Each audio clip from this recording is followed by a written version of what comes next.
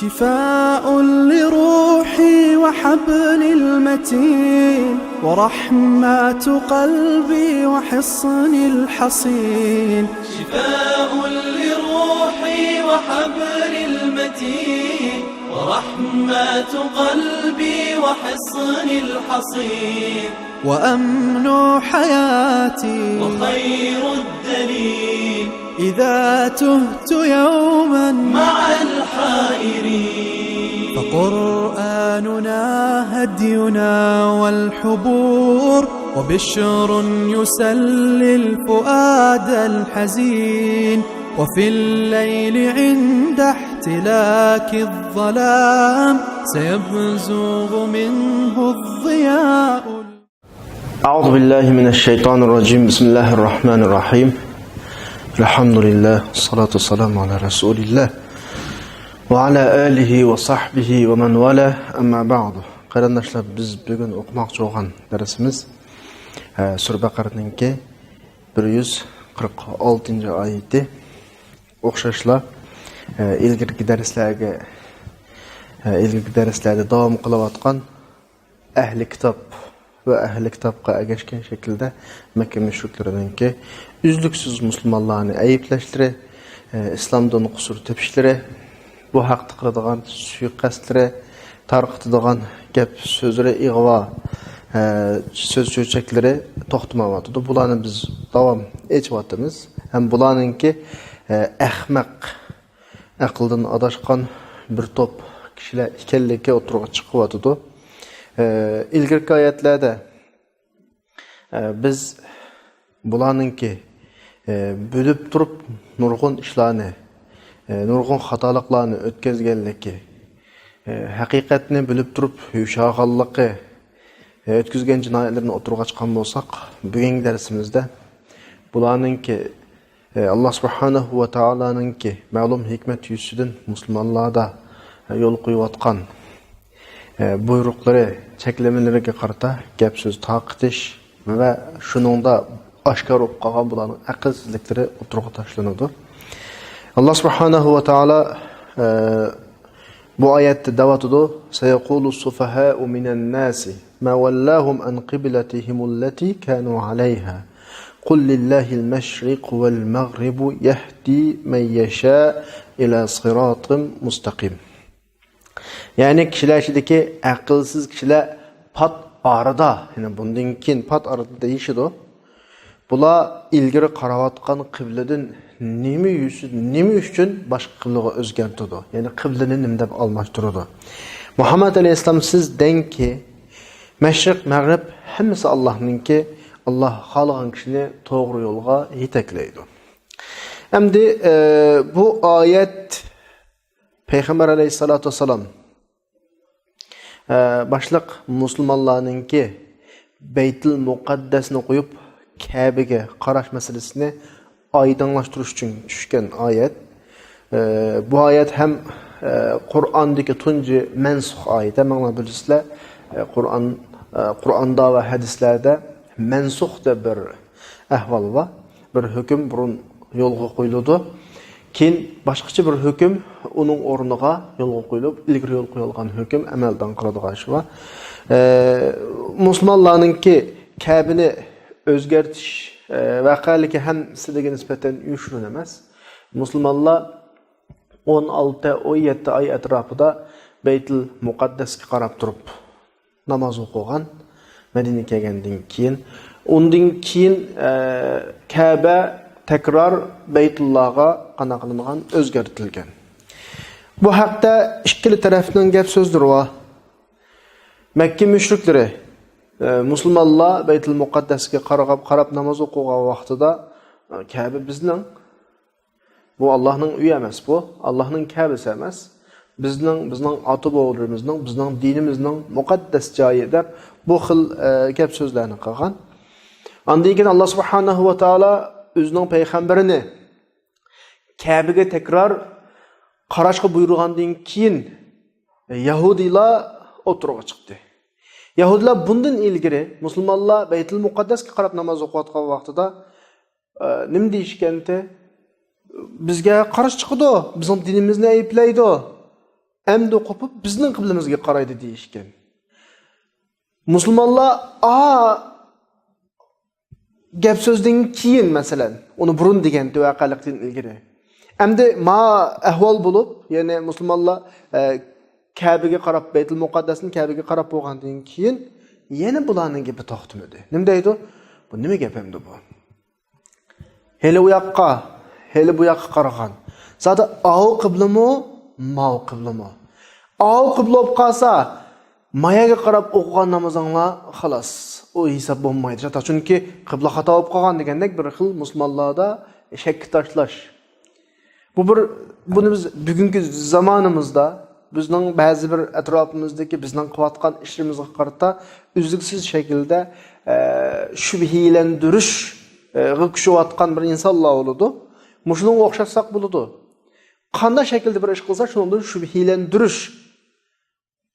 Ayağa qarasa, meyagimiz qarmaydi. Meya qarasa, ayagimiz qarmaydi. Nim deb dastlab bayaga, kin ayaga qaraydi.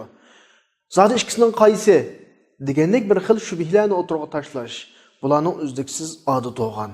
Endi ma oyatda Alloh subhanahu va taolo masala yuz berishdan ilgari bir ahvolni o'tirib qo'ydi. Ma oyat tushgan vaqt taxam musulmonlar qiblani o'zgartmagan vaqt. Chunki oyatda sayaqulu sufaha degan ifoda qo'llangan. Ya'ni sin harfi va beshida. Arabcha o'qiganlarning hammasi biladi. Sayaqulu sufaha tiki sin kelgusi zamanni ifodalaydigan fe'l. Ya'ni bu taqa bo'lmadi. Bundan keyin bo'ladi. Bundan keyin qana qiladi? Deyishidi deydi. Deyishidi. Agar bunda aql olgan bo'lsa, jim turib olgan bo'lsa, masala mayadan chiqibdi. Ya'ni bular bundan keyin mashna gapini qiladi degandan keyin avla turiblar jimmida turib olsa, masala mayadan chiqibdi texmo.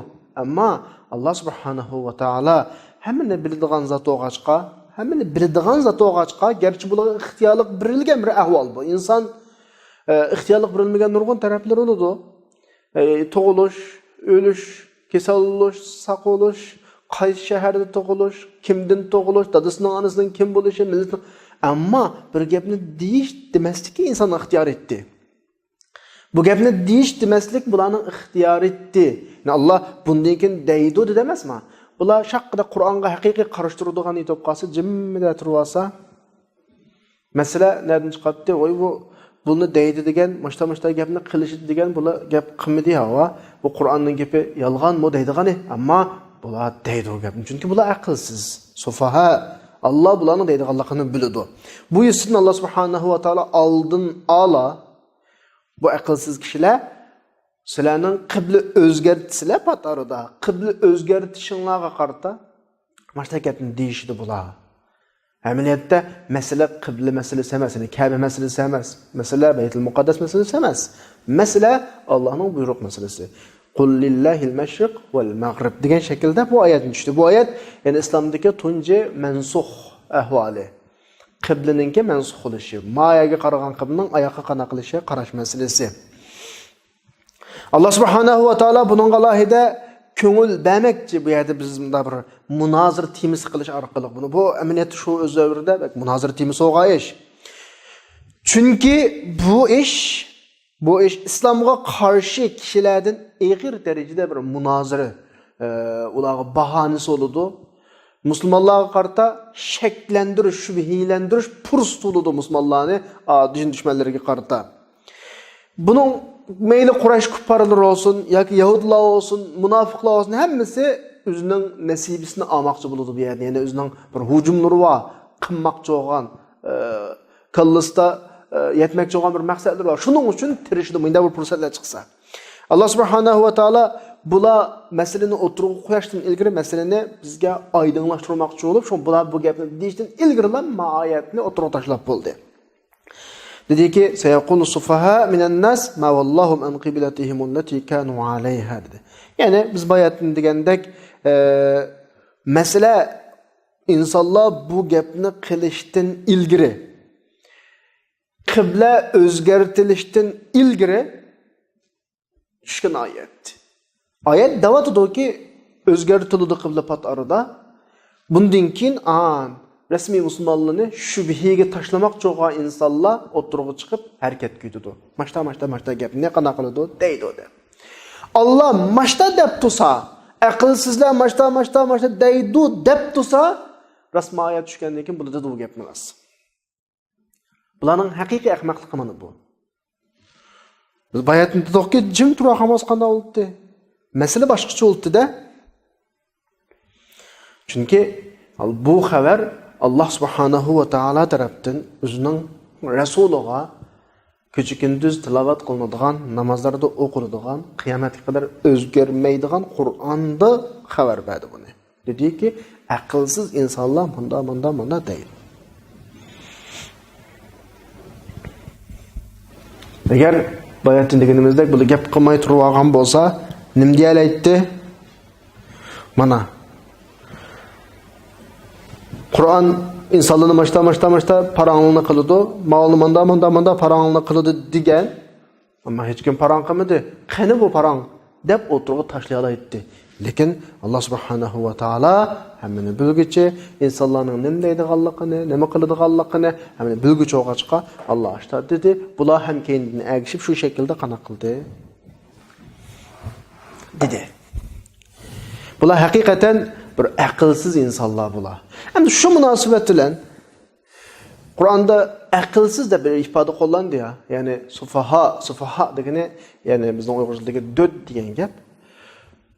Qur'onning istilohidagi dötlik nim bo'ladi. Yani qanday inson dötülüdü Qur'onning atalg'usida. Desa, biz ilgirki bir oyatlarda döt atalg'usining birini qo'llandi Allah subhanahu va taala. Buni o'qidik biz. وَمَنْ يَرْغَبُ عَنْ مِلَّةِ إِبْرَاهِيمَ إِلَّا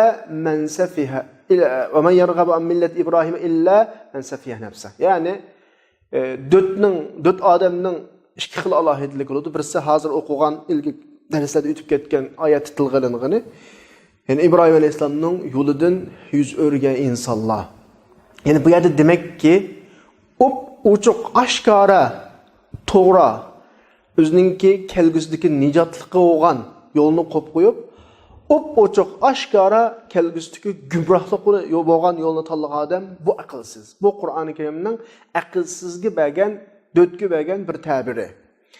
Endi bugungi oyatda Qur'on aqlsiz döt insonlarga yana bir ta'bir berdi. Aqlsiz döt insonlar davomli boshqalarni o'rinsiz tanqidlaydi. Davomli boshqalarning keynidan gapsiz taqtidi bugungi oyatga qarata. İnsanlar bir ishlarni qiladi. Balkim imkoniyati shuningga yarasha bo'la. Balkim mushu oyat ketayotgan, mushu oyat shu haqda tushgan ahvolga o'xshash Allah bir hikmat bilan o'rinlashtirgan ish. Ammo bular kishilarning o'tirg'i chiqdi, bu haqda gap taqtidi. Kim bilan, qachon, qanday o'rinda o'tasa boshqalarni ayiblaydi. Boshqalarni tanqid qiladi o'zicha. Agar u shu ishning ahlidan bo'lsa, o'tirg'i chiqib shu ishni qilsa bo'ladi. Agar uning o ishni qilgudek salohiyat bo'lmasa, u haqda gap qilmay sukut qilgani yaxshi. Aminat jamiyatimizda bunday ahvollar intayin ko'p. Birovlar o'zining imkoniyati yetishicha, Allohning sharoit yaratib berishicha bir ishlarni qilyapti. Bir ishlarga qo'l tutishidi.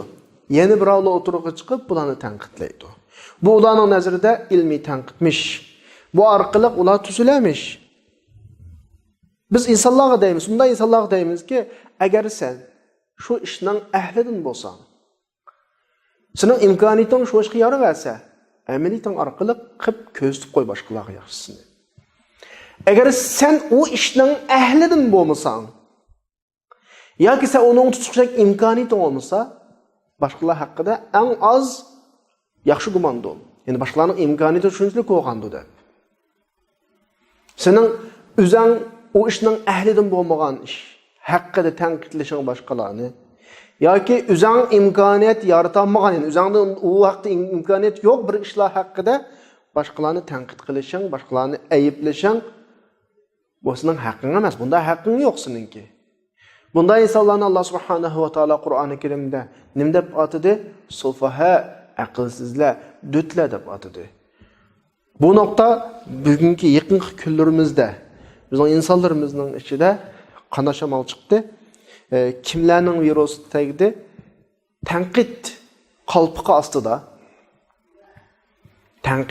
ostida özünün kişilerininki epmeniyotgan meşru planlarini, iş faaliyetlerini tanqid qilish orqali nimaga erishmoqchi? Endi balkim ko'ngli biz boshqalarni buyurgandek, tavsiya qilayotgandek yaxshi gumon qilsak, ko'nglida shu tanqid orqali masalani texmo yaxshi o'ringa, yaxshi bir ahvolga chiqish, yaxshi bir natijalarni kutish umidi bordi.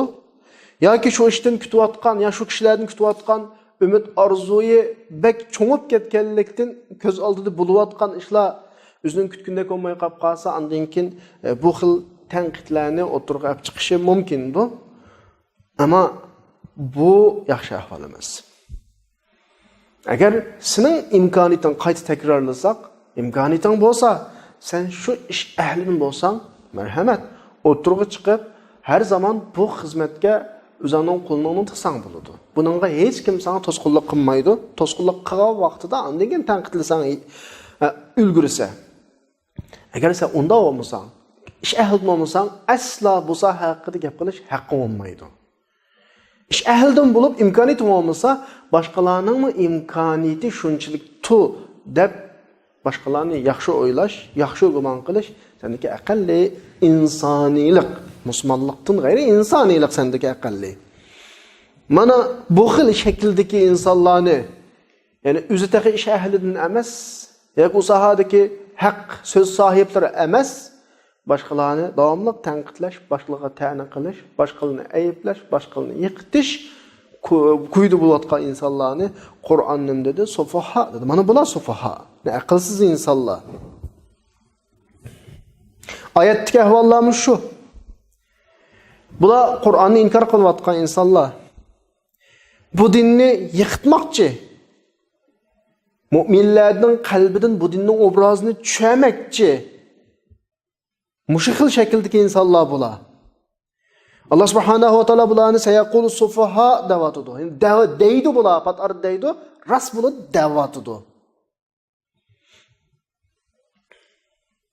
Mekke küparları Kabe hakkında, Kabe'ni bizden üyümüz bu. Bizden ecdatlarımızın uyu bu. Allah'ın uyu emasdi. Allah subhanahu wa ta'ala İslam'ın dastlabki davrida o'zining rasulini Kabe'ga qaratmay, Baytul Muqaddasga qaratdi. Yahudlar o vaqtda dedi bayatni deganimdek, bizning dinimizni tillaydi, bizning qiblimizga qaraydi deb. Yani bu yerda Allah subhanahu wa ta'ala musulmonlarni Kabe'ga tekrar qaratdi. Sebep nimadi buningdan?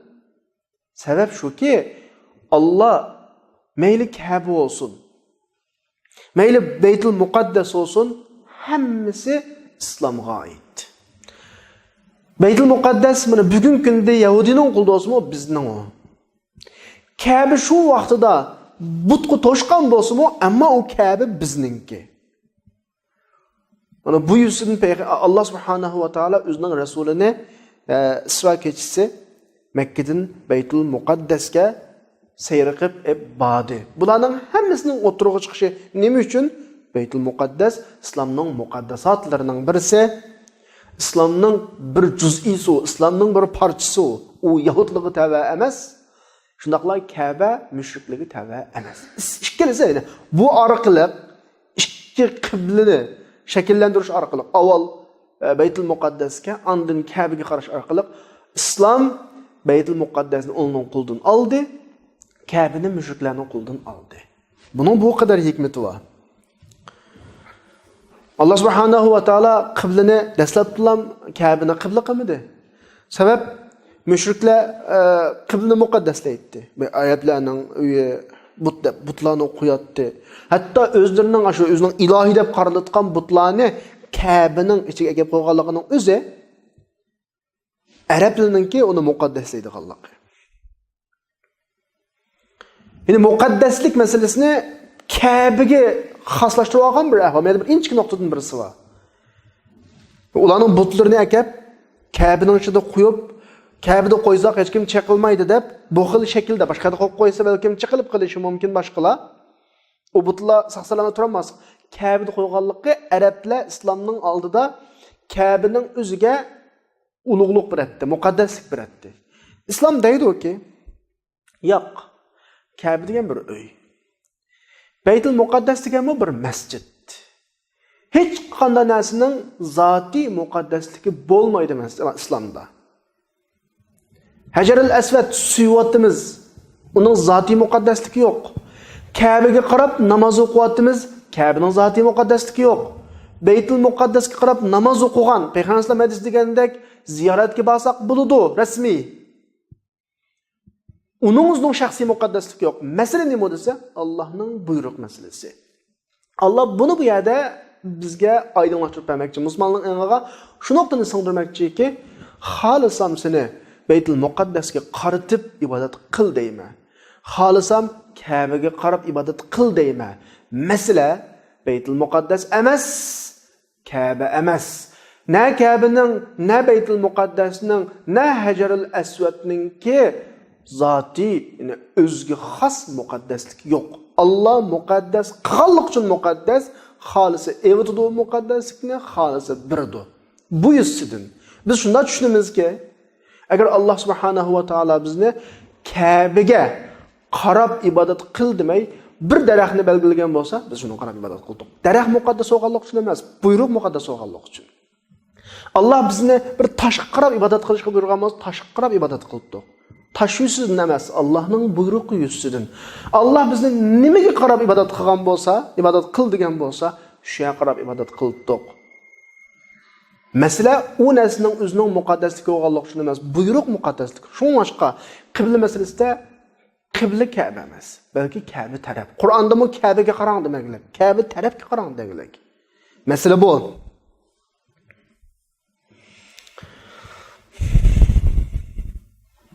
Bu bir mesele. İkinci bir mesele, bu yerdeki nima uchun qibla meselesi avval Baytul Muqaddas, andin Ka'ba degandek o'zgartirilib turdi. Desa, Allah bu yerdeki mesele, yani bu yerdeki reddiye. Sayaqulu sufaha minan nas ma wallahum an qiblatihim allati kanu alayha deki ma reddiye qanday shakldagilik desa, bir keng ko'lamlik jami javob shaklda raddiya keldi Alloh subhanahu va taolo. Bu yerda bir narsani ifodalab qo'ymoqchiki, haqiqiy iymoniy buyruq Alloh subhanahu va taoloning illatsiz ijro qilinadi. Ya'ni sening Allohni e'tirof qilib bo'lgandan keyin Robb deb, Rasulullohni Rasul deb e'tirof qilib bo'lgandan keyin, islomni din deb e'tirof qilib bo'lgandan keyin Allah tarafidan kelgan hech qanday buyruqda munozara qilish huquqi bo'lmaydi. Ilda surishtirilish, chunki ibodat u. Biz bir ishni qilamiz, bir buyruq keladi, ijro qilamiz. Sabab nima? Alloh buyurdi. Bu qadar ibodatning shakli bu bo'ladi. Agar bizga mayli bu qibla masalasi bo'lsin, boshqa yerdagi masalalar bo'lsin, Alloh subhanahu va taolo mana qil dedi, sababi ma'o degan bo'lsa, u degan bir qanoat qildirish masalasi bo'ladi. U nima bo'lmaydi u? Ibodat bo'lmaydi u. Uning sababi ma'o, illati ma'o degan bo'lsa, illatini bilganda balki Muhammad ham qiladi uni. Ibodat, itoat Allohga nisbatan muhabbat bo'lmaydi uningda. Chunki haqiqiy ibodat, itoat imtihonning o'zi. Buyrug'ini qiladi, to'sqin dunyoni nima uchun buyurdi? Sabab bu. Mana bu imtihonning shakli. Alloh subhanahu va taolo bizga toshni muqaddaslar dedi. Muqaddaslab so'ydik qora toshni. Uningda nima uchun suyimiz, uning qanday foydasi va nima ahamiyati va uni biz bilmaymiz. Buni suyab, silab, ulug'lashimiz Alloh so'y deganligi uchunlar. Umar radhiyallohu anhuning so'zida aniq ifodasi bor buning. Sizni Rasululloh so'ymagan bo'lsa so'ymaydim. Toshning hech qanday ahamiyati yo'q. Alloh so'ydi. Shu tosh. Ammo yana bir yerga kelsak, toshni shaytonga ot da'votidir. Simol shaklda. Biz kelib bu yerda nimishqa, umi tosh, bu tosh. Uning nimishqisi bo'lsa, iymon deydigan bir narsa yo'qolib ketadi bu yerda. Masalan, xuddi qanoat qilish bo'ladi. Qanoat qilish insonlar o'tirishni normal bo'lgan ahvol. Men birisini qanoat qildira olsam, qanoat bo'lgan odam degan hamma ishni qiladi. Birovga kelib, "Mani yemang, ochiq" desam, "Ha, ochiq ekan, yemay" deb yemaydi u. "Mani yang tatliq" desam, "Ha, tatliq qolganni yey" deb yeydi u. Uning yemaslik yeyishi menga bo'lgan itoat masalasi emas, qanoat qildirish va qanoatlanish masalasi. Iymon unda olmaydi. Biz tunji bu so'g'dan atlab to'xtamni tuzimiz Alloh bilan. Allohni iloh, Rob deb e'tirof qildikmi? İslam bu so'g'isdan kirdikmi? To'xtam bitdi. Undan keyingining hammasi ibodat xarakterini olgan bo'ladi. İbadet xarakterini olgan narsada sabab bo'lmaydi. İtoat degan shu, qil deydi. Qilimiz, qilma deydi, qilmaymiz bu. Shu vaqtida biz Alloh degandan qil deganni sababini o'ylamasdan qilsak, qilma deganni sababini o'ylamasdan qilmasak, bu ibodat bo'lib, an qilgan ishlarimizga ajr bo'ladi, cheklangan ishlarimizga savob bo'ladi. Demek imani illet, imani sebep bizning bir ishlarni qilishimizda faqat Alloh buyurdi, undan boshqa emas. Alloh buyurdi, bular bizning sababimiz.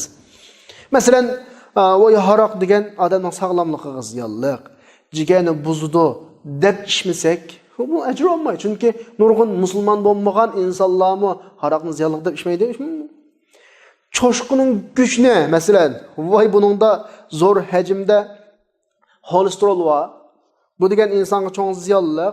Shuni cho'shq go'shi yesa olmaydi desa, savob yo'q unda.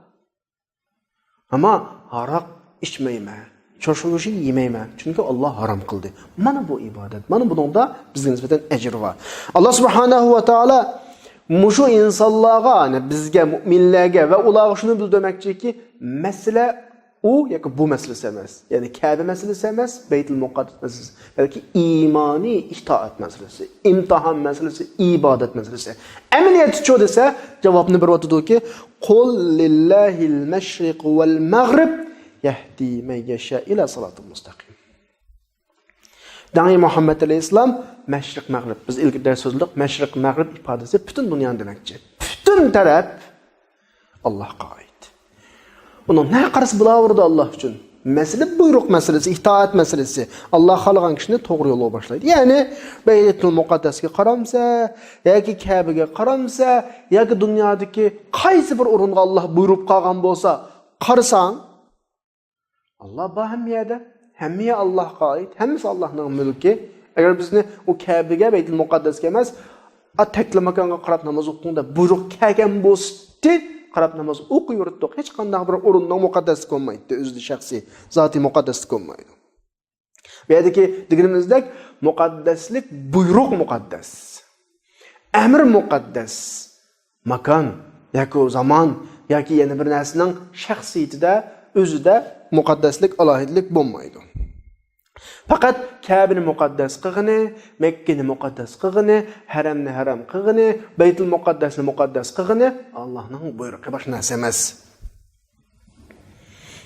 Ya'ni biz shu yusidan Baytul Muqaddasga dastlab qaradik, musulmonlar qaradi. Allohga itoat qilish uchun bunda ajr bor. Kabe'ga qaradi, debdi, Kabe'ga qaradi. Nima uchun? Allohning buyrug'i shunday keldi. Mana bu haqiqiy hidoyat topqadimning ifodasi yahdi man yasha ila siratal mustaqim. Alloh xalqan kishini to'g'ri yo'lga yetaklaydi. Ya'ni demakki, Baytul Muqaddasmi biz uchun siratal mustaqim, Kabe'm biz uchun siratal mustaqim, Baytul Muqaddasga qaraymiz, Kabe'ga qaraymiz. Bu yerdagi buyruq kimga oid? Allohga oid. Mana bu to'g'ri yo'l deydi. Undan keyingi oyatda وَكَذَلِكَ جَعَلْنَاكُمْ أُمَّةً وَسَطًا لِتَكُونُوا شُهَدَاءَ عَلَى النَّاسِ وَيَكُونَ الرَّسُولُ عَلَيْكُمْ شَهِيدًا وَمَا جَعَلْنَا الْقِبْلَةَ الَّتِي كُنْتَ عَلَيْهَا إِلَّا لِنَعْلَمَ مَن يَتَّبِعُ الرَّسُولَ مِمَّن يَنقَلِبُ عَلَى عَقِبَيْهِ وَإِنْ كَانَتْ لَكَبِيرَةً إِلَّا عَلَى الَّذِينَ هَدَى اللَّهُ وَمَا كَانَ اللَّهُ لِيُضِيعَ إِيمَانَكُمْ إِنَّ اللَّهَ بِالنَّاسِ رَءُوفٌ رَحِيمٌ. 143 oyatni Alloh subhanahu va taolo bir tashbih ifodasi bilan boshladi. Shuningdek, yana bir ko'rsatilayotgan bir taraf bor. O'qib boqaylik oxirisini. Biz sizlarni o'ttirdiki, O'ttir hal degeni, ya'ni hadidin eşip ketmegen, yani yoldan hadidin eşip chetdan chiqib ketmagan yoki qattiq taqsir, ihmolat bir ishlarga sal qarab matarafga o'tkazib o'tmagan. Yani biz deymiz ya odatda normal deymiz-ku. Normal, o'ttir hal, o'ttir yo'l tutgan eng yaxshi ummat qildik. Sizlar bütün kishilarga shuhada guvochi degan ma'noda, ya'ni har odamningki nima ish qilganining to'g'ri, nima ish qilganining xato, eng oxirida hammadan kelib shuning so'zini anglaydigan shaklda qildik sizlarni.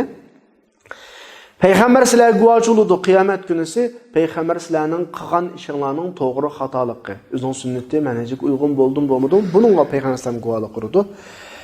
Biz sen ilgir qarayotgan qiblani qilishimizning sababi faqat payg'ambarga kimlar ergishidi, kimlar keyinga chiqadi buni bilishimiz. Ya'ni buni ayirishimiz uchun bu avval qiblaga, undan keyin ma qiblaga, avval Alloh ana qildisa qilib, undan keyin qilmadisa qilmay, unda buyruqlarga bu shaklda itoat qilish faqat Alloh hidoyat qilgan insonlarga zo'r kelmaydi. Qolganlarga zo'r. Qabul qilinmaydi uni yani. Nima uchun unda bo'ladi? Nima ish qiladigan gap? Ammo bu orliqda Allah subhanahu wa ta'ala bir vaqt bir ma'lum mezgil Beytul Muqaddasga qaratdi bizni, ondan keyin Ka'baga qaratdi. Ikkilisi Allohning buyrug'i, bu yusidan u yerga qarab o'qigan namozimiz zayo olmaydi, bu yerga qarab o'qiganimiz zayo olmaydi. Va ma kanallohu liyudi'a imanakum. Alloh sizlarningki iymoninglarni zayo qilmaydi. Innalloha bin-nasi laraufur rahim. Oyatning 5-ida va kezalika shuningdek bir tashbih ishlatdi Alloh subhanahu va ta'ala. Nima demakchi desa, ilgirki oyatga bog'lamoqchiki, ilgirki oyatdagi qiblaninki u yoqdan bu yoqqa o'zgartirish, ya'ni Baytul Muqaddasdan Ka'baga o'zgartirishining o'zi mu'minlarning o'ttirisini qana qiladigan, fosiqlar bilan ayriydigan, munofiqlar bilan ayriydigan bir ne'mat. Haqiqiy hidoyat sohiblarini maydonga chiqadigan bir ne'mat qilg'u. Shuningga o'xshash ikkinchi ne'mat demakchi. Bir yeni bir ne'mat. Umi bir ne'mat bo'lib qolsa, bizga nisbatan shu vaqtda mu'minlarga nisbatan berilgan bu bir ne'mat. Ya'ni sizlarni ummata vasata qildik degan ne'mat. Ya'ni Alloh subhanahu va taolaning yo'lga qo'ygan har bir ishi ma ummatga nisbatan bir ne'mat hisoblanadi. Mu'minlarga nisbatan. Masalan, Ka'baga qarash iymoniy jazmiyatning mu'minlarning qalbidagi bir imtihon bo'lsa, Alloh subhanahu va taolaninki bu ummatni ummata vasita qilishimi Alloh subhanahu va taolo kelgan bir ne'mat. Madam masala tugida ham degan boshliq gapni. Ya'ni ma oyat Alloh subhanahu va taolo bizni o'ttirhal ummat dedi ya. Cho'qqum o'ttirhal emas, atrofdagi u yoq bu yoqlarga chechilgan yoki oldimizda yoki keynimizda ya biz nadin ashurotgan yoki bizning orqada qolib qolgan bir ummatlar, millatlar bo'ladi. Ma bir taraf bo'lsa, ma yana bir taraf bo'lsa, ma o'ttirdikini biz arab tilida vasat deymiz. Ma birisi o'ttirdiki vasat. Bir narsaning vasati degan arab tilida ya ikki narsaning o'ttirisi ya ko'p narsalarningki o'ttirisi. Qanday bo'lsa o'ttir holni biz nima deymiz? Vasat deymiz. Masalan, birisi bak qiziq, birisi bak sovuq. Normal bo'lib qolsa, buning o'zi nima? Vasat. Endi oyatda bizni vasat dedi. Biz qanday qilib vasat bo'lib qoldik? Qanday qilib o'tirhal bo'lib qoldik? Ya'ni kimning o'tirisi bu? Bu nima degan gap? Desa, iymon aqidada o'tirhal. Bu qanday gap? Chunki Allohning borlig'ini inkor qilayotgan insonlar bor. Bular faqat iloh yo'q deydi. Bu bir tarafmi? Endi iloh bir qancha deb ko'p ilohlarni o'tirga chiqqanlar bor. Bular iloh ko'p deydi. Mavl iloh yo'q deydi, mavl ko'p deydi. Endi bizchu desa, biz o'tirdiki yo'qmi demaymiz, ko'pmi demaymiz. Nima deymiz? Ba la ilaha illalloh vahdahu la sharika lah vahid ahad deymiz. Allohdan boshqa iloh yo'q. O Allah yakka, onun hech qanday nimasi yo'q, shirk yo'q deymiz. Bu mu xatolashiqlik? Alloh yo'q degani. Bu mu xatolashiqlik? Ya'ni Alloh iloh ko'p degani. Ammo eng to'g'risi qaysi? Alloh bir iloh va undan boshqa iloh yo'q, u yolg'iz, uning shirk yo'q. Mana bu aqida, bu o'tirgan aqida. Bu amaliyotda atrofga, dunyoga nazar solgan odamga nisbatan, tafakkur qilgan odamga nisbatan oddiy masala. Alloh subhanahu va taolo koinotga butun shaylarni yaratdi. Koinotdagi. Ondan men yaratdim deb o'tirg'i chiqdi. Payg'ambar avatda kitob tushirdi. Ammo hech qanday birsi, ya'ni birov men yaratdim deb o'tirg'i hozir qadar chiqib boqmadi va bundan keyin mu qanaqa qilmay chiqolmaydi. Men bir masala bor. Allah men yaratdim deb o'tirg'i chiqdi. Ya'ni payg'ambarlarning avatda kitobni tushirdi. Ammo ta hozir qadar o'tirg'i chiqolmadi va bundan keyin o'tirg'i chiqmaydi. Yana birisi kelib kim bo'lsa mayli o o'zini malaika deb o'tirg'i chiqamdi, inson deb o'tirg'i chiqamdi, ya boshqa jonliqlardan chiqamdi, ish qilib kim bo'lsa birisi men dunyo yaratdim deb Allohdan boshqa o'tirg'i chiqib boqmadi. Demak, bu da'vo, yaratish da'vosi xolis Allohga oid da'vo. Agar bu dunyoda Allohdan boshqa iloh bo'lib qolgan bo'lsa, o'tirg'i chiqdi. Cho'qim. Ma xalqni men yaratdim deb o'tirg'i chiqdi. Ammo o'tirg'i chiqmadi hozirga qadar. Sapla insonlar o'zi qana quvvatida to'quvotidi. Allah subhanahu wa ta'ala da'vatida mattaqadallohu min waladin wa ma kana ma'ahu min ilah. Allohning hech balasi bo'lgan emas. Sura Mu'minunning 91-oyatida Allah bilan hech boshqa ilohmi yo'q. Agar ashta bo'lgan bo'lsa, har iloh o'zi yaratganni akitib, birisi-birisiga qana qildi, ustunlik qilib, dahtalash chiqarib o'tirdin. Koinotning, hayotning ritmi buzlatdi. Bu nuqtadan islom o'tirhal islom. İslamның özü o'tirhal. Ya'ni mulhid dinsizlik bilan ko'p ilohlikning o'tirdi turadigan din islom. Bu nuqtadan islom ummati bo'lgan biz ummati vasatadir. Ya'ni o'tirhal ummatdirmiz. Undan boshqa yana bir nuqtadan bizni o'tirhal ummat deyishning sababi bir-birlik insonlar borki maddiyatda, maddiy hukmda bek cho'nqurlab kirib qolgan. Her narsani maddiyle ölçeydi, maddi ölçem bilen yaşaydı. Bula qimmat qarash, ruhiy qimmat qarashni butunlay tashlab etganda, yana bir bölük insonlar va maddini butunlay tashlab, ruhiy qimmat qarash qilam qanaqib ketgan ishni qilgan insonlar bor. Hamda hayotning realligiga qarasak, maddi tarafini tutgan insonlar, ruhiy tarafini tutgan insonlarni ozdiradi. Chunki maddi tarafini tutgan insonlarning nurg'un iqtisodi va pul meli va kuch-quvvati va hamda islomcha desa maddi bilan ruhning o'tirdi kelgan din. Hargizmi ruh maddidan yaxshi yoki madda ruhdan yaxshi demas kerak. Chunki madda o'zi yolg'iz yoki ruh o'zi yolg'iz, madda o'zi yolg'iz, ruh o'zi yolg'iz Allohga bo'ysunadigan bir yaratilma maxluq. Maddalarning hammasi Allohga xolis bo'ysunadi. Ruh Allohga bo'ysunadi. Qachonki ikkisi birlashgan vaqtida, madda bilan ruh birlashgan vaqtida inson deydigan bir narsa o'tirg'i chiqadi. Nafs deydigan bir narsa o'tirg'i chiqadi. Dal dunyoda ixtiyor birlab qilish qilmaslik, yo'l tanlamaslik, ma'noda ixtiyor qilingan narsa inson o'tirg'i chiqadi. O xolisa ibodat qiladi, o'zi ixtiyor qilsa kofir bo'ladi. Alloh bizni saqlasin. Ammo maddi yolg'iz Allohga oid usab bo'ysunadi. Ruhsiz maddalarning Alloh urishtirgan shaklda bo'layotganligini ko'ramiz. Sap ruh, maddasiz ruhlar Allohga bo'ysunadi. O Allohning, masalan, inson dunyoga kelishdan ilgari ruh yo'ludi, ammo maddasi yo'q, jismi yo'q uningki. Bu vaqtda yana Allohga oidki, Alloh o'rinlashtirilgan shaklda davom qiladi, toki o anasining qo'sqidan yerga tushganga qadar. Qachon jism bilan madda bilan ruh birlashib ikki putlab mangadigan inson bo'lganning atisi insonda bir tanlash ixtiyori qiladi-ki, qilish qilmaslik.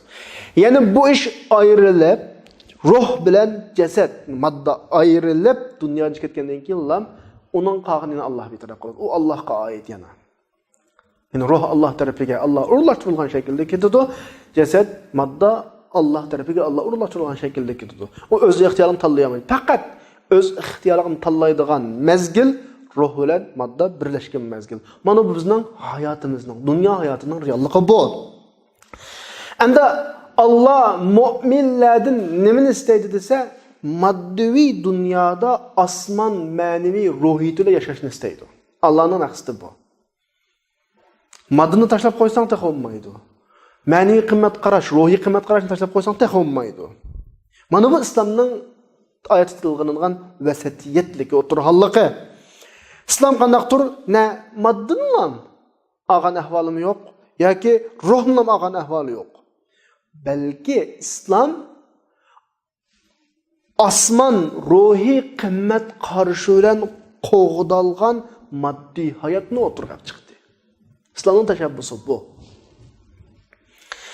Yəni Allah Subhanahu va Taala bizni şu ayətdə ümmətə vasata degan vaqtida, yəni bizni otural ümmət degan vaqtida biz bu yerdə niməni bilimiz? Bu dinninki insanның xahişidən qorumakçı olğanlığını, qoğdumakçı olğanlığını biliriz. İnsan bir maddığı təvə, həm ruhqı təvə bir məxluq olğaçqa, insanның özünü maddi tərəfə taşlab bırışıq olmaydı. İnsan madda həm ruh, iki nəsi var insanda. Bu noktadan insan iki yaxşılıqның, iki tərəfinin oturduğun bir yerə gəliş kerak. Maddının və asman qimmat qaraşı olğan ruhi mənəviyyatınınki. Onda olmayan vaxtda insan təbiilə başqa eğib getişi, tamponluq buzub getişi iniq məsələ. Allah Subhanahu va Taala bizninki kainatının maddi tərəflərdə şu insaniyyətə tərəqqiyat, paravallıq, güc-qüvvət bağışlaydigan ruhi mədəniyyət, ruhi mənəvi uqum bilən izlənişimizni, məngişimizni istəydi. Sap maddi olan nəsə heç kim ixtilaf qılmaydı. Amma mesela deyilmində insanın özünün tallaş hüququ yox bir tərəfləri var. Mən dərsinin 5-raq dedim. İnsan nurgun tərəflərdə tallaş hüququ yox şəkildə yaratılған. Mənim adamның kim buluşu, anamның kim buluşu, milletimnin kim buluşu, qaysı şəhərdə toxuluşum, qaysı dövlət təvə toxuluşum, məsələn, qaçan ölüşüm, qaçan toxuluşum, qaçan degəndək bu tərəflər mən insanın nəməm yox məsələ, yəni bu insanın faqat ixtiyarlıq yox məsələ. Faqat insan ixtiyarlıq birilgən bir yava. Yani yoldallaş meselesi var. Eşeği gələn vaxtıda andığın şaqqıda asman bizə bir mənhəc, qanuniyyət, bir prinsipini atıdı. Sen mayədə man tutmaqda atıdı. Onun üzümüzü qüvvətməydi. Əgər üzümüzü qüvvətib biz özümüzdən xahişlə yaşab qalğanından ətsə, oldu bizdən bəxtsiz günümüz şu günü başlanıdı. Ama asman nəzriyyəsi, yəni asman mənheci, asman yoluyla yaşayan vaxtda andan ki biz bəxtli oluş digər uqum, Əhməd, yəki Səməd, yəki Əli, yəki yeni birisinin ki ölçüməməz. Həmmə ədəmdə ortaq şəkillənən vaxtda amma o zimində közlənən bəxtsadır. Bir adam, bir təbəqa, bir sinif, yəki bir millət, yəni bir avlanın hesabıga bəxtlik yaşasa, o bəxtlik olmaydı, yəni birisi. Maddi cəhətlik bəxti olsa, mənəviyyəti ölgən, quru qop qalsa, bu yeni olmaydı. İctimai cəhəti bəxtlik olğan bilən şəxsi noktadan etqan vaxtda həmiz çiriklikə tolğan bolsa, o yeni olmaydı. Nurgun tərəf badə. Şuna həmmə tərəf ortaq şəkildə bəxit tuyğusunu his qilish üçün insan özünün xahişidən çıxış gerek. Havayı həvəsindən çıxış gerek. Bəzilə soruşu mümkün sosyalizmdən öylən bölümüz, bizdən obdan bölümüz, yarım əsr ilgiri oturuğa çıxıb kəlgən, sosyalizm nurgun davranını sep kəlgən məsələn, özünün xalqlarının zadı tərəqqi qıldıra aldı mı, qıldıra mı? Biz deyimiz ki, hazır qarab baxsanlar buludu. Özü dava qılıb atqan, oturuğa götürüb çıxqan o dava, o tərəqqiyatlarının həmməsindən yalğan ekanligini ko'ryapmiz bugungi kunda dünyada. Sosyalizm degan narsa oturuq bir chiqib, ko'tarilib, u davlat, bu davlat o'zining tuzilmasi qilib bu kommunistlikni butunlay keyniga chiqinib hozirlayran bo'ldi. Sosyalizm deb sap sipalinib manglatqanlar bugungi ahvolning ne qadar xarab ekanligini ko'ryapmiz. Ammo da'vo qilayotgan yana birlarininki sosyalizmi o'zicha sosyalizm ular o'tirib qo'yayotgan. Ammo ularni ko'ramiz inshaalloh. Sosyalizm dünyada vayron bo'lgandeklar kapitalizm o'xshashli vayron bo'ladi. Chunki ikkisi ikki taraf. Ammo biz o'tirda. Shunga Allah subhanahu va taolo musulmonlarga dunyo oxiratning yaxshiligini berdi inshaalloh. Ham oyatdiki litakunu shuhada alan-nas degan oyatga kelsak, bayatning tarjimasini qilgan vaqtimda nima dedim? Kishilarga guvohchi bo'lish dedim. Ya'ni guvohchilik degan bir lug'at va yani guvohchi degani paket, masalaning to'g'ri xatosini ayiradigan, kishilar sizlarning gapingizga qaraydigan bir narsa demakchi. Yani bu demakchiki, kelgusi sizlarning demakchi. Dunyo sizlarning diningizga yo'lga qo'ygan qonunga, prinsipga kelishga majbur. Cho'qim. Ya da ayette ummete vasata dedi. Yoki vasit degandek zirulan o'qimidi masalan. O'tirhal ummat dedi sizlarni. O'tirhal degani, biz ikkisining o'tirida. Yani kapitalistlar bilan, masalan, hozirgi aytsak, hozirgi ahvolga tatbiqlab, sotsializmning o'tirida. Bular shunday mayil bo'ladi. Tabiiyki bu dunyoda hammasi mayil qiladigan ish yo'q. Dunyoning qonuniyati shu. Ammo ba'zisi azroq matrabga keladi. Yana birisi matrabga keladi, sizlarda o'chirishdi. Sizlarda o'chirishdi yani. Masalan biz sotsializmni bir eslab o'tsak, sotsializm o'tirg'i chiqqan vaqtda baylarning pul mollarini elib olib, kambag'allarga taqatdi. Hammaning 5-dan o'tgan ahvol. 5imiz o'tmagan bo'lsa, ota-onamizning 5-dan o'tgan. Biz deymizki, kelgusi zamonda, bugungi kunda sen baylarning hamma mol-mulkini musodir qilib, kambag'allarga taqatding. Tamam, kelgusi bir kambag'al kelsa, baylarning hammasini tugitib bo'lgan bo'lsang, nereden birsen onunğa? Bu bir mesele çıkıdı. Ondan başka biz anlaqlıq, küreglik, yaşaqlıq beşimizin ötküzdük bunu. Şu zamanlarda bir adam özünden putlay tapqan təginini oynap, haraqqa, qımağa, ayal kişiге keçip buzup, hiç qanday qulda quruq pul qamagan adamning ahvoli ticaret qilib, iqtisod toplab, pul mollarini o'stirib, beyigan adamdan yaxshi bo'lgan. Bu bayning qashiga kelib, mau buzib chechib qaytib etgan dunyoda, au toplagan, o'stagan, mau ishlamagan, mau ishlagan hisobda. Ishlaganlarning qashiga kelib nima dedi? Sen pomchik. Hamma mollarini musodir qildi. Ammo odamni-chi, pul mollarini buzib chechib qaytib etganni-chi, yashini qilmadi. Bu yine bu sosyalizmdan ki biz beşimizin ötkazgan şekli mana bu. Bizning İslamda Allah Subhanahu wa Taala daima iqtisodni oshirib turishga buyuruydi. Bu yüzden her yili bizning ilkimiz bo'lgan mol-mulkdan 2,5%ni zakat beramiz. Agar bir adam pulusini hech qanday bir o'stamay, ya'ni tijorat qilib, iqtisodni kengaytmay pul topmasa, bu adamın iqtisadi 40 yılda eşim kalmaydı. Çünkü 2,5%'den belgili tegse 40 yılda bütün mal-mülk tugaydı. İslam demekçi ki pulun az kıvatıda işleydi. Şunlaşka zakat belgeden üzlüksüz işleş gerek. Bu İslam'ın bizden qanak vatqını, talep vatqını. Ama sen ticaret kılıp, terakki kılıp mesela pul mallarını östürüp endi bir neticesini köreydiğe vaxtında bunu kılıp sen pomuk deplan hemen mal-mulkning hammani elib oldi degan gap jamiyatda ishlash, tijorat qilish, boylik yaratish, boylik qimmat yaratish huquqini o'ltadi degan gap bu. Nimishqa? Chunki sen ishlasang, oxiri sen pomuk qilib mal-mulkning borlisa. Yana birisi o'ynab ishlamasa, baka yassa, onun hech kim chaqilmaydi. Navonda kim ishlaydi bu yerda? Hech kim ishlamaydi-da. Bu sosyalizmdan qilgan. Ama İslamçı, İslam del hayat hareketini qanday qilib tizlashtirish. Harakat qilib ishlagan, ter to'kkan odamning mol-mulkini qanday qilish qo'g'dash. An buning mol-mulkidan elib zakatni ishlamaydiganlarga berish. Bu orqali ishlamay turmushini egri kunni qap qolganlar jamiyatga o'chmanlik qilmasin deb. Mana bu İslamning o'tirganligi. İslam ishla deydi. Mal-mulkidan 2,5%ni oladi, ishlanmaydiganlarga ishlamaganligi emas, ishlanmaydiganlarga ojizlarga beradi.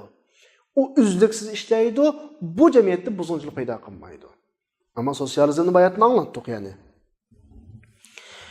Litakunu shuhada alan nas degan kelsak, yani bizni kishilarga guvochi, söz sahibi bizni bulislar dedi Allah Subhanahu wa Taala.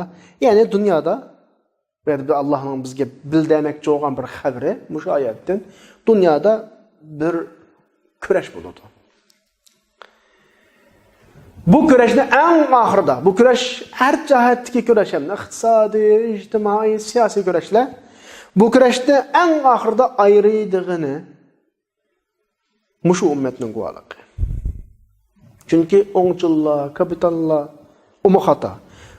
Sotsializm yo'li umma xata.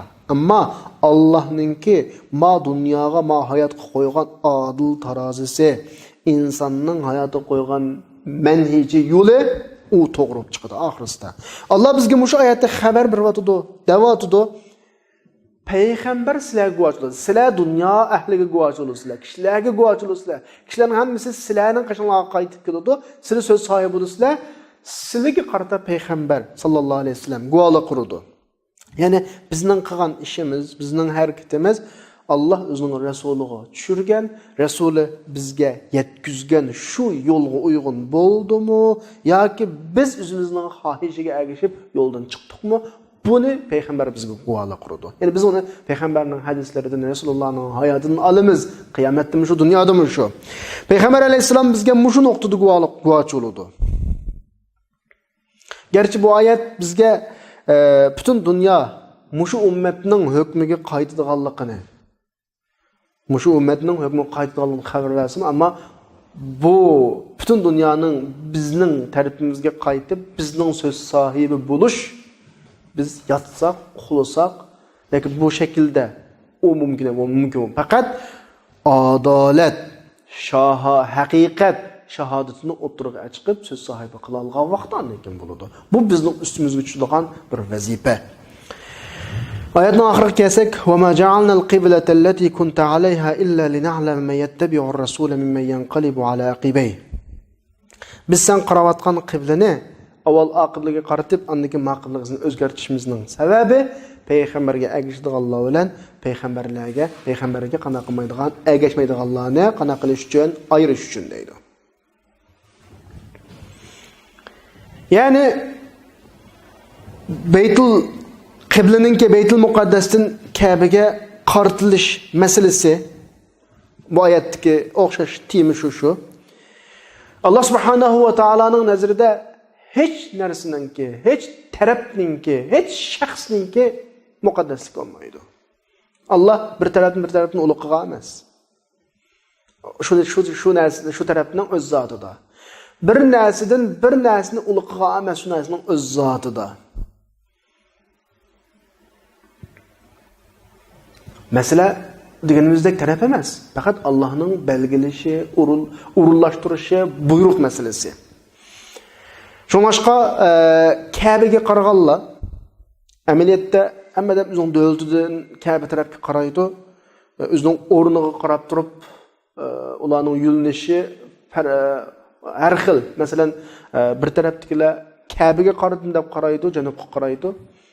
Uning qarshi tarafidagilar Kabe'ge qaradim deb qaraydi, shimolga qaraydi. Bu tarafdagilar Kabe'ge qaradim deb sharqqa qaraydi, qarshi tarafdagilar Kabe'ge qaradim deb g'arbga qaraydi. O'rin har xil. Birisi sharqqa, birisi g'arbga, birisi shimolga, birisi janubga qarayotdi. Muayyan shimolning, muayyan janubning, muayyan sharqning, muayyan g'arbning muqaddasligi yo'q Allohning nazarida. Masala buyruq masala. Allah bir o'rinni bizga belgilab berdi. Aşu belgilegenlikinin o'zi muqaddas.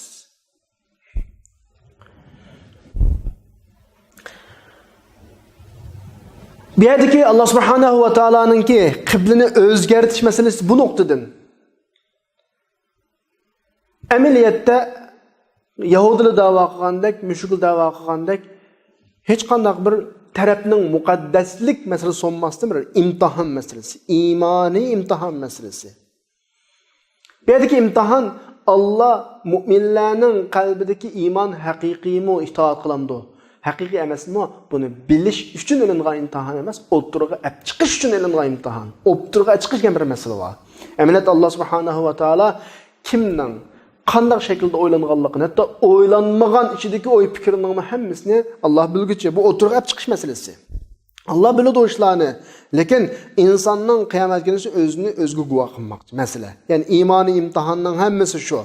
Yani Allah subhanahu wa taala bizning imanımız qanchalik, Allah'tan olib kelgan payg'ambarning buyrug'iga itoat qilishimiz qanchalik, kimlar keyniga chekinadi, buning hammani o'tirib chiqish masalasi.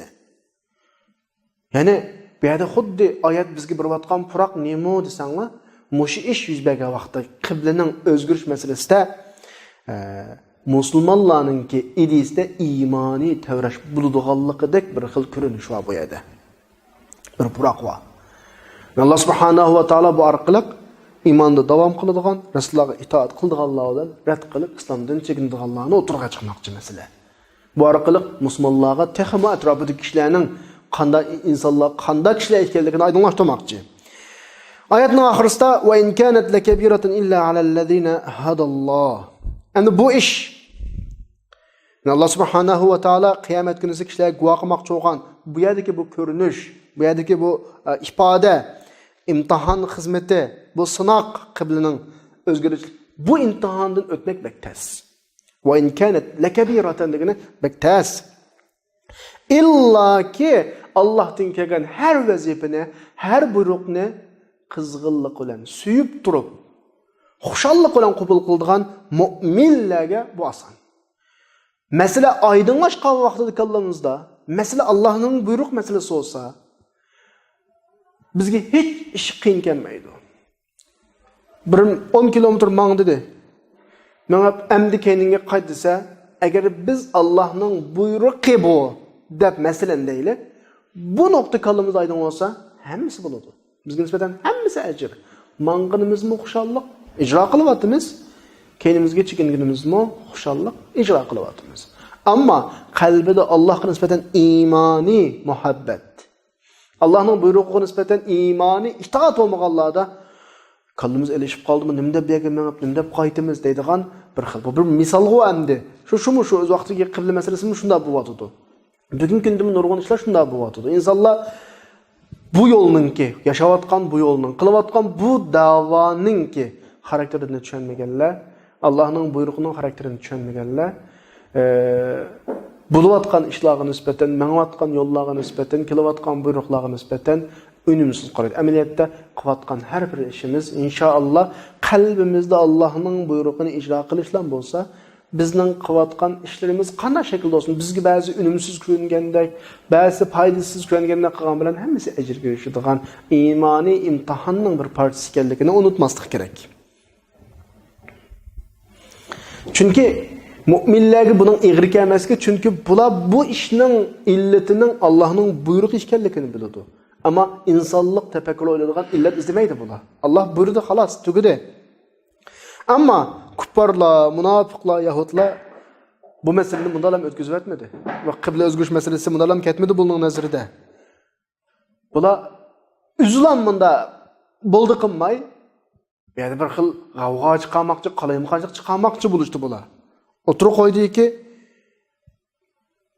zodi qibla Baytul Muqaddasmi, Ka'bami? Haqiqiy qibla Ka'ba bo'lsa, Baytul Muqaddas qarab o'qigan namozingni tugadi.